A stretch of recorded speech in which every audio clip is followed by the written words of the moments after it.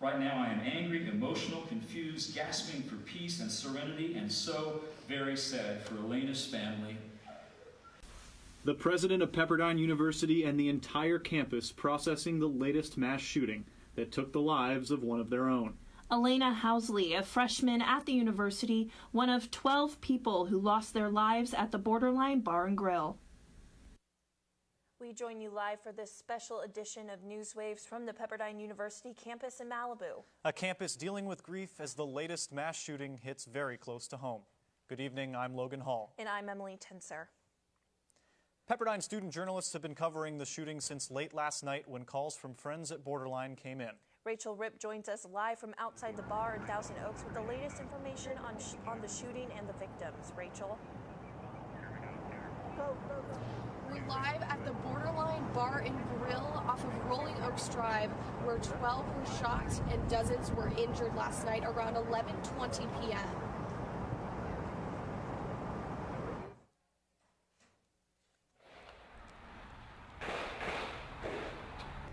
Shots heard late Wednesday night at around 11:20 p.m. at a packed Southern California bar during college night left the Thousand Oaks community mourning. Does not have a description. Truth telling is the Borderline, the archivized, the subject was at the front shooting at everybody. DT's still inside the bar. Park to the west, bring your rifles. We have one victim advised he was shot and is bleeding at the entrance. Students from nearby universities, including 16 Pepperdine students, were inside Borderline Bar and Grill when suspect 28-year-old Ian David Long opened fire. Long killed 12 people, including a Ventura County Sheriff's Sergeant. During a 3 a.m. press briefing, Dean identified the sergeant as Ron Helis.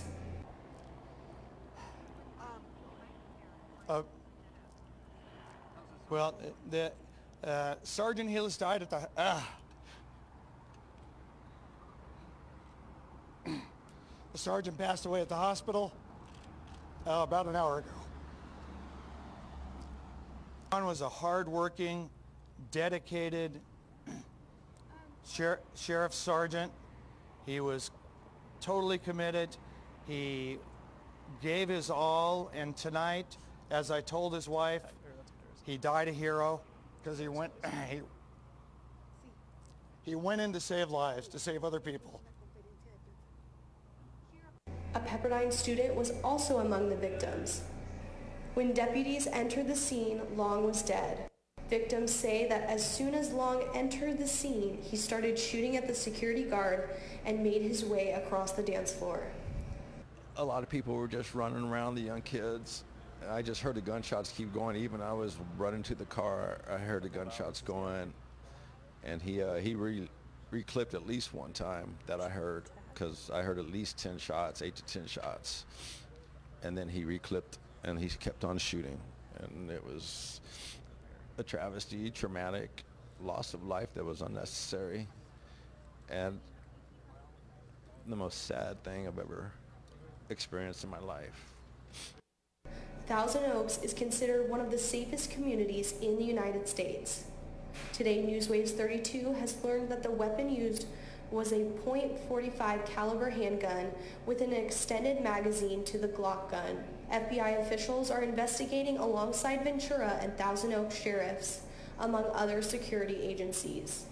Field office. We're working closely with the Ventura County Sheriff's Department on this investigation in support of their lead on this shooting incident. I first want to offer condolences to the families of the victims and to the family of Sergeant Hellis, who responded to this incident with the... Long, a retired U.S. Marine Corps veteran, seemed to have acted alone, and the motive for his cruel action is still unknown in the most... Long, a retired U.S. Marine Corps veteran, seemed to have acted alone, and the motive for his cruel action is still unknown. We'll have more information and updates to you later tonight. Back to you guys in the studio. Thank you, Rachel. Cell phone video is giving us a glimpse into the Borderline bar as the shots rang out.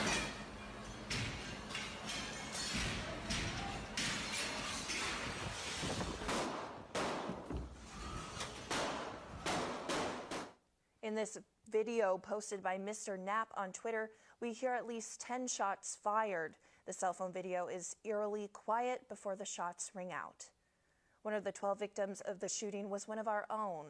Elena Housley lost her life during a night out with her dorm mates. Newswaves 32 reporter Kayiu Wong joins us with an incredibly difficult story as we remember the 18-year-old freshman. Kayiu. Yes, Logan, it's definitely been an emotional day at Pepperdine as students and faculty are mourning the loss of freshman Elena Housley. Even as students, we're definitely feeling it here. Her family confirmed earlier today that Elena was one of the 12 victims who died last night at Borderline. Elena's family released a statement saying that their hearts are broken and that Elena was an incredible young woman. I spoke to 2 Pepperdine students today who knew Elena and the kind-hearted person she was. Pepperdine freshman Elena Housley was among the 12 people who were shot and killed last night at Borderline Bar and Grill. Elena was 18 years old from Napa Valley. She started at Pepperdine in August and was a Regent Scholar, one of the highest academically achieving students in her freshman class. Pepperdine junior Gabby Mathis was Elena's Regent Scholar mentor and good friend. We're talking about all the things that we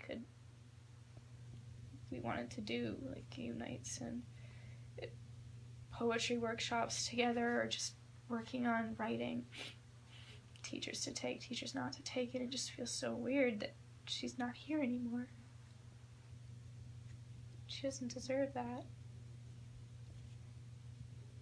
She was really a great person. Mathis described Elena as a warm and kind-hearted person. She was willing to listen, and she really wanted to be the best person that she could be. Elena majored in English and also sang in Pepperdine's choir. Junior Emma Ujifusa was in choir with Elena and remembers her beautiful voice. She got up and sang On My Own from Les Mis, and she was super nervous, and it was just for 5 or 6 of us, but she was really, really nervous to sing in front of us, and our voice teacher had her close her eyes and sing, and she didn't want to. She didn't want to be the center of attention. She didn't want everyone looking at her, but she got up and she did it anyway, and she's been working really hard, and she was planning on auditioning to be a music minor.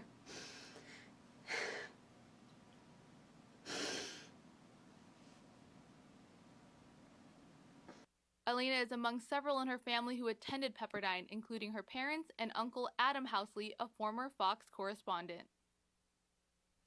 In a statement about Elena Housley, Pepperdine said, "Our hearts are broken with the news of this profound loss. We offer our deepest condolences to the Housley family and ask that our community join us in keeping Elena's family, friends, and loved ones in their prayers during this incredibly difficult time." President Andrew K. Benton announced the news at the noon vigil, and Pepperdine released a statement about an hour later. Wow.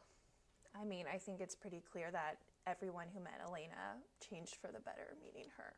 Yeah, I was at that noon vigil, and it was a very difficult time, and seeing everyone gather together, everyone was sobbing right when Andrew K. Benton, President Benton, announced that she was dead and it was confirmed. We just heard sobs immediately from the audience, and I just think that really broke everyone's heart.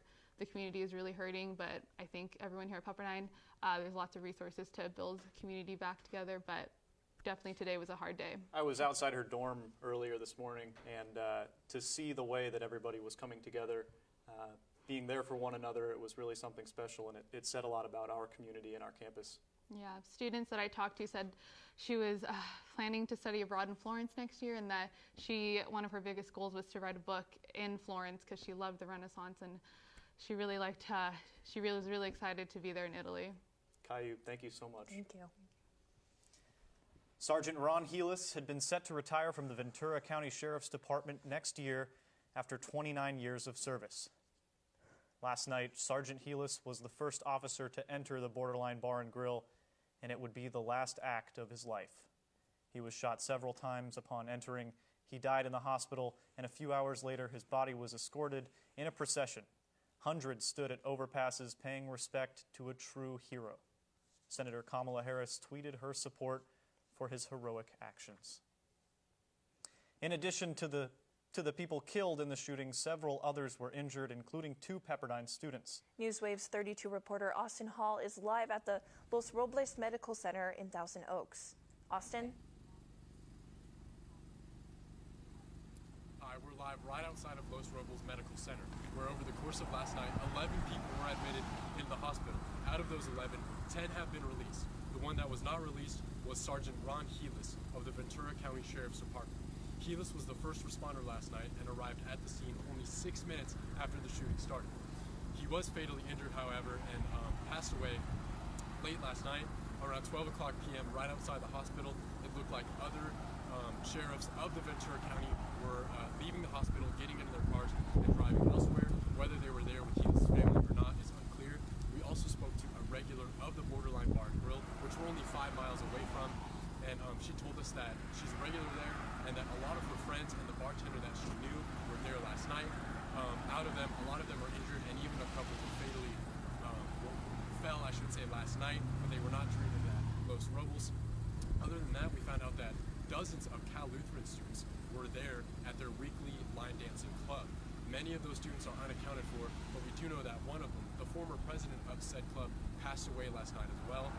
We talked to Cherie Crutcher, who works for who's a PR rep for the Riverside Hospitals. She was sent down here to help, and she told us that the trauma doctor that was on duty last night was amazed at just the volunteer effort of the hospital staff. People that were not even scheduled last night and this morning coming in, doing everything they can, working around the clock through the entire night, and this morning and this afternoon, helping all people that needed it. She also said that the trauma doctor was blown away how something like this can happen in such a known to be safe place like Thousand Oaks. Other than that, just complete prayers and for the families and everyone else involved. Back to Logan and Emily at the desk. I'm Austin Hall for Newswaves 32. Thank you, Austin. Up next, our special coverage of the Borderline shooting continues. Next, leaning on each other during the most difficult time. The Pepperdine community unites in prayer. The service held on campus today.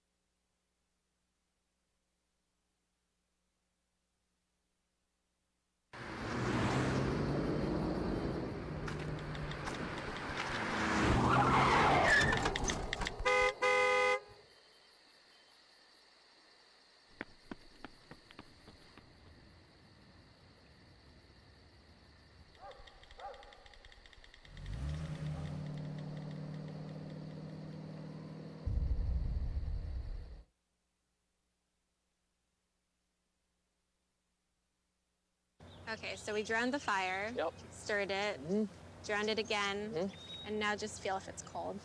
Yeah. Cool.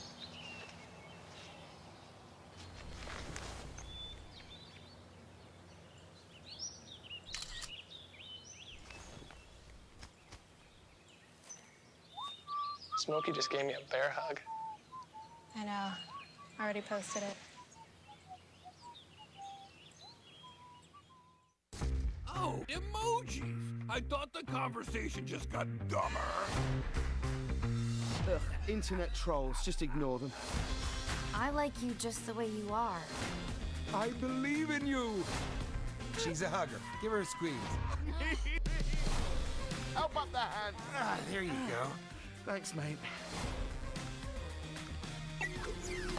You're killing it, Jane!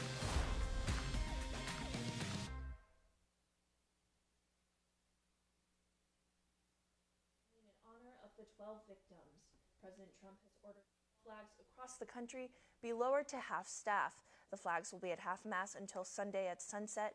President Trump also tweeted, "Great bravery shown by police. God bless all of the victims and families of the victims. Thank you to law enforcement." On the Pepperdine University campus, a campus committed to its faith, especially during difficult times like this. A campus prayer service was held earlier today.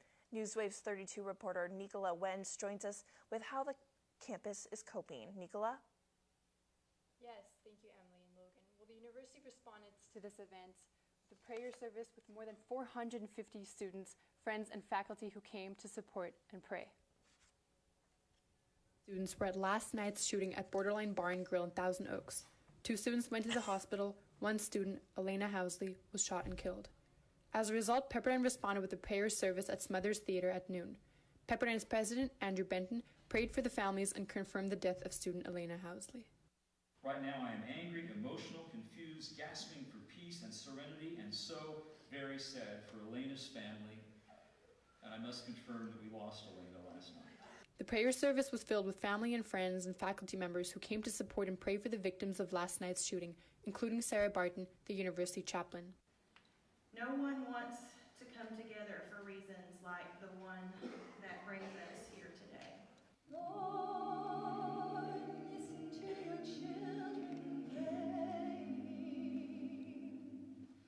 Students could also submit their prayers and reflections through cards provided by the Office of Chaplain. More than 400 students, families, and faculty members have come here to meet to pray over the victims of last night's shooting. In a further interview with Benton, he shares the importance of a supportive community. So emotions come into play, caring for all the students who surrounded Elena, wanting to support love and support within the community. That's what we're doing right now. Pepperdine is good at that. Senior Elijah Zwarski equally shares his thoughts. They also filled Elkins as well, so Smothers and Elkins was filled, which I think is quite amazing, especially in lieu of, it was like, 3 hours, 2 hours? So I think it's crazy to see Pepperdine's community and how strong it is and how much people will come together and how quickly they will come together. Barton ended the prayer service by providing further guidance and opportunities for students to talk or pray. For Newswaves 32, Nicola Wenz. Of course, anyone is encouraged to come and visit the University Chapel or visit the Counseling Center, and I know a lot of students have already been taking advantage of that, and it amazes me of how this Pepperdine community is such a warm-hearted community, and everyone is there to help, and everyone really wants to be there for each other. Yeah, that's true. I think, like you're saying, I think it was a good place for everyone to be, to gather, to mourn, and pray and reflect, and I'm sure a memorial is being planned soon for Elena. Right. Definitely. The emotion there today was unlike anything I've ever seen. Seeing our campus really come together and stand together through this tragedy has been... It's incredible. More than 450 people came, more than the seating capacity was just filled, and this just happened, so... It was wall-to-wall and not a dry eye there. It really shows how special our campus is. Right. Nicola, thank you. Thank you. The Thousand Oaks community is gathering together in this time of grief and tragedy.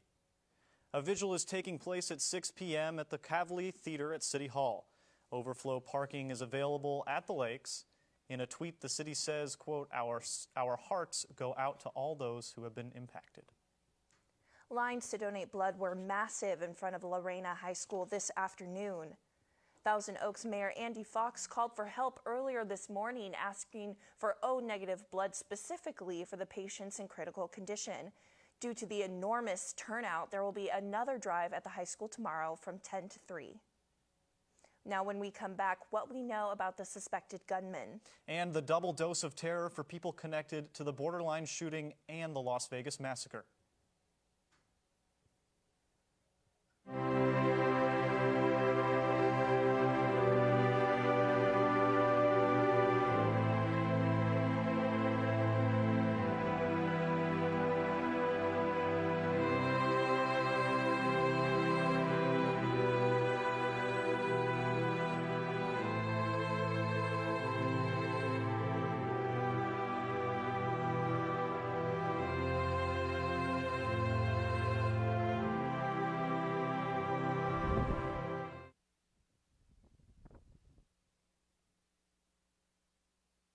10 from a shelter. As it turns out, we have very similar personalities. And this cat makes me make art because he's always motivating me to take pictures of him, to draw pictures of him. He just is motivating artistically. It's just that simple. Well, he's my best friend, but a lot of people know him as Keyboard Cat.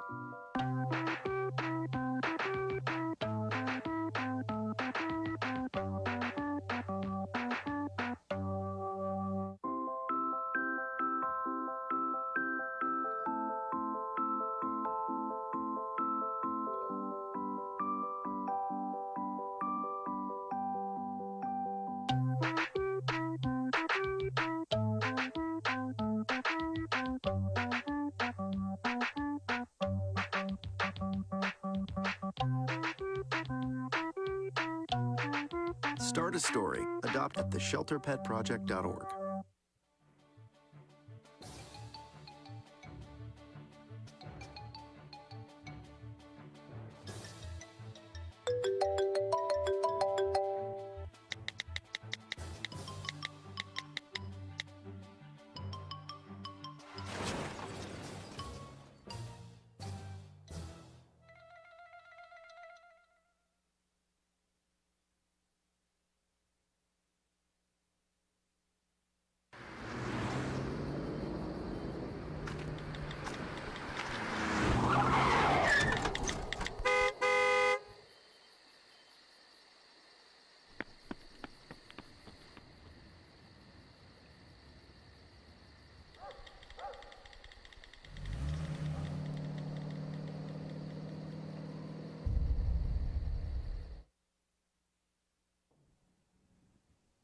As the day goes on, we're learning more about the suspected mass shooter, Ian Long. We can confirm that 28-year-old Long was a former Marine deployed in Afghanistan as a machine gunner. Police were called to Long's home in Newbury Park last year for a domestic dispute where he was found to be somewhat irate and acting irrationally, according to a police report. Mental health workers examined Long at the time but decided not to take him in for further observation. The suspect's home in Newbury Park was searched by FBI agents earlier today. Some who survived last night's shooting experienced a similar pain at last year's Las Vegas massacre. Pepperdine University student Monica Paredes' mother was shot at last year's Route 91 Music Festival. Now, over a year later, the situation is almost reversed. She tweeted, "My mom just called me crying and said, 'This is what you felt during the Vegas shooting with us. This shouldn't be happening.'"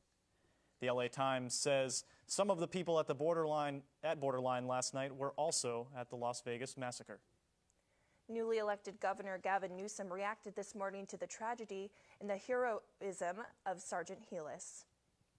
Newsom tweeted that he is grateful for the bravery of Sergeant Ron Helis and called the sergeant a true hero that will be deeply missed.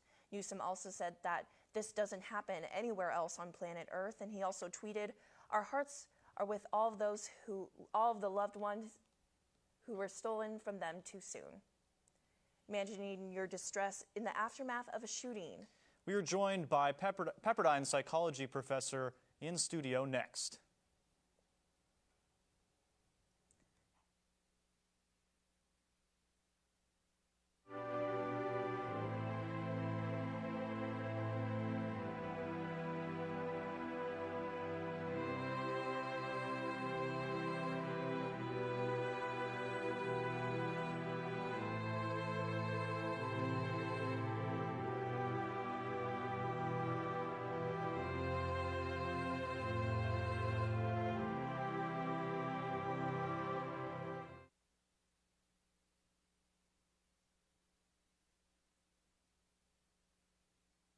Okay, so we drowned the fire, stirred it, drowned it again, and now just feel if it's cold.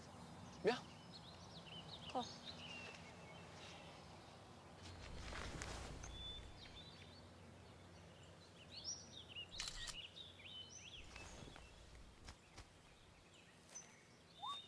Smokey just gave me a bear hug. I know. I already posted it.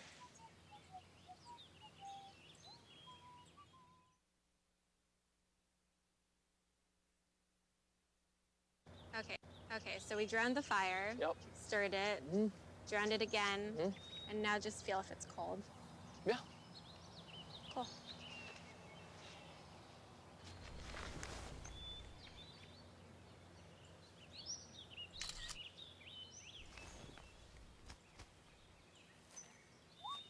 Smokey just gave me a bear hug. I know. I already posted it. Oh, emojis! I thought the conversation just got dumber. Ugh, internet trolls, just ignore them. I like you just the way you are. I believe in you. She's a hugger. Give her a squeeze. Help up the hand. Ah, there you go. Thanks, mate. You're killing it, Jane! Well, Thomas, you've got prediabetes.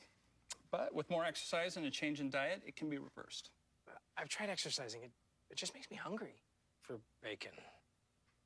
I love bacon, too. And who really likes to exercise? Not me. Me neither. Nobody. So we're good? What? Oh, you still have prediabetes. Big time. Welcome back to special edition coverage of the Borderline shooting here on Newswaves 32. We are here with therapist Jeff Williams, who is joining us from the Pepperdine Counseling Center. Jeff, thanks for coming on today. What are some tips that you have for students who are dealing with this loss? I think the first thing that students can do is just allow themselves to feel. Sometimes we feel like we don't have the right to feel certain things, especially in a community like this. Some are closer than others, but all are affected by this. And you could just tell by the outpouring in the community today how much everyone was affected. I think beyond that is some of the basic things, staying focused on your health in times like this, making sure that you're eating properly, that you're getting enough sleep as much as you can, that you're getting outside, that you're getting some exercise, those basic needs. And then beyond that is just really spending time with your loved ones, spending some time with the people that love you the most. And it's hard, like in a college setting, a university setting, some people are far away from home. And so it's important to call those that may be far away and then cling to those that are close, definitely. And for the students who were at Borderline last night and witnessed the tragedy, what are some of the things that are going through their mind right now? Actually, they're probably going through early stages of grief, right? So they're being faced with shock, denial. Just hearing AKB talk about it today, just the anger and the frustration of something like this as well. And so I would imagine that they're going through that. Maybe even some survivors are immersed in a situation like this. So many lives being lost and you being the one to kind of get out of that. So I would think those would be some of the initial things they would be feeling. Now, how are students supposed to bounce back and recover from this sort of tragedy, especially the students who were there? And how are they supposed to get back into the rhythm of everyday life at school? That one is tougher. I don't know if you ever really get over something like this, right? In a lot of ways you're changed forever by things like this. But what you do learn is to figure out what your new normal is and how do you move forward, right? And so some of that is standing firm in your faith, turning to that in situations like this. Some of it is even just leaning on the people that are in this community that are going to support them. I saw this today, and I think it will continue as they move back into classroom and things kind of getting normal. I believe that our professors and the people in this community are going to take note of that, and they're going to slowly transition students back into what will be a new and a different normal for Pepperdine, because you don't get over things like this. Yeah, and you're talking about how professors should transition.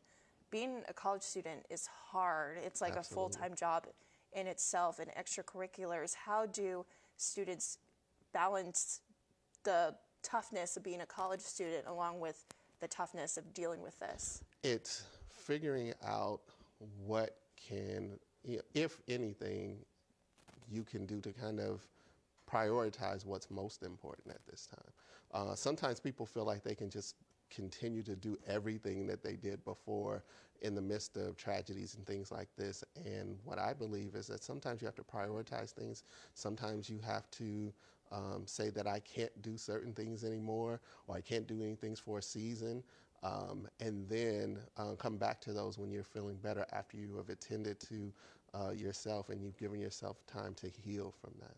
Now, Jeff, for some of the students who are really struggling with this, what are some of the services that Pepperdine has to offer them?